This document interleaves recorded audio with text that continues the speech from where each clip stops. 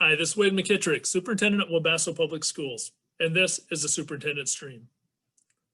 We're beginning to see a significant uptick in the number of COVID-19 cases across Redwood County, as well as inside of our communities. This uptick inevitably affects our school. While we have been fortunate to have only one positive COVID case within our school building, there have been 140 students or staff that have experienced a quarantine of some sort so far this school year. That number is largely due to people doing exactly the right thing.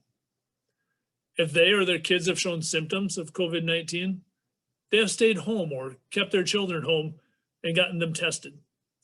When there has been an exposure, people have been quick to act. I am extremely grateful for how our parents and our students, regardless of personal opinions, have stepped up to the plate and put the entire school above individual inconvenience. Thank you for doing that. Your actions have allowed us to stay with in-person instruction in our school district. You have no doubt seen or heard many school districts in our area moving to distance learning over the past few weeks, or are planning to move to distance learning in the upcoming week or two. At this time, our district has no plan to move to distance learning. Our situation simply does not warrant that decision. Therefore, we will stay the course. We also understand, however, that things can shift very quickly as they have in other schools. And we will continue to monitor our situation and respond accordingly. To that end, I want to remind everyone, if you haven't already done so, please make a plan. How would your household look if our district has to shift models and move to a hybrid or to a distance learning environment? By making what-if plans, it will save you on scrambling and stress should that need arise. If you would like to monitor how COVID-19 is affecting our school, you can do so by accessing our district's COVID-19 dashboard that's located on the front page of our webpage. The dashboard shows you current as well as cumulative information regarding the impact COVID-19 is having on our school. Today, I want to share 3 small pieces of information regarding our district Stay Safe plan. As you know, we've built a flexible school calendar this year, which has 11 flex days in it, as well as we started school before Labor Day. I still feel those were exceptionally good decisions. From the standpoint of we're currently completing our 13th week of school in person for all kids instruction school. Without that decision by our school board to move forward with having school before Labor Day, and without the commissioner granting us access to do that, we could be very possibly only into our 11th week of school and starting to feel the impact. So those decisions have already bought us 2 full weeks of in-school instruction. I'm very happy about that.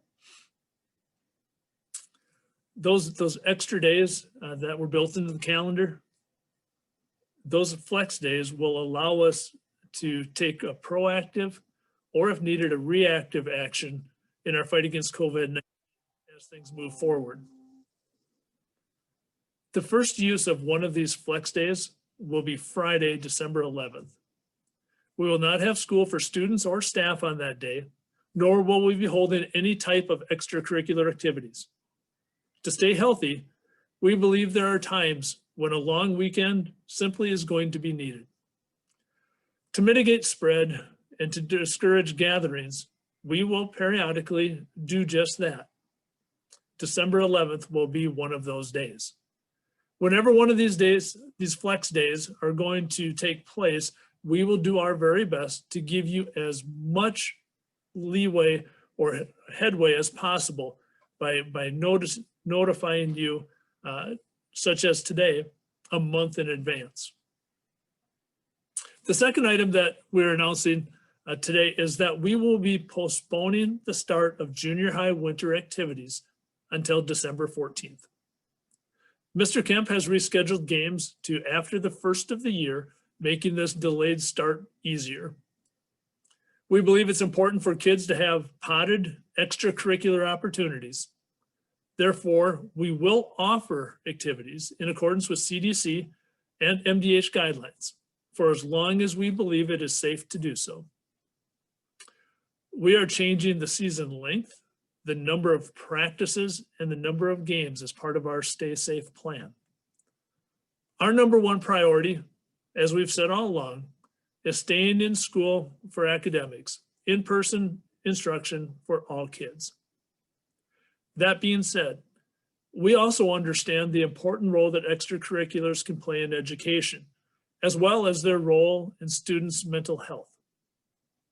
Therefore, we will do the best we can to make our decisions with the whole child in mind, not just one part.